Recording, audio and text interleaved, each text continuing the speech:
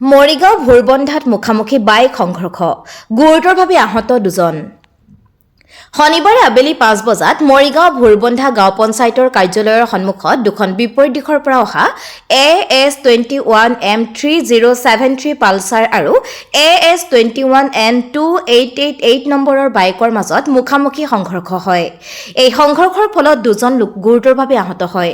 পৰৱৰ্তী সময়ত স্থানীয় ৰাইজে ততাতৈয়াকৈ আহত দুয়োজন লোককে চিকিৎসাৰ বাবে মৰিগাঁও ভোৰবন্ধা মহাত্মা গান্ধী আদৰ্শ চিকিৎসালয়ত ভৰ্তি কৰায়। ল'ৰাটো মোবাইলটো হেল কিবা এটা ব্যৱস্থা কৰি দিয়ক বিধৰ ব্যৱস্থা ল'ৰাটো মই সোধা নাই তাক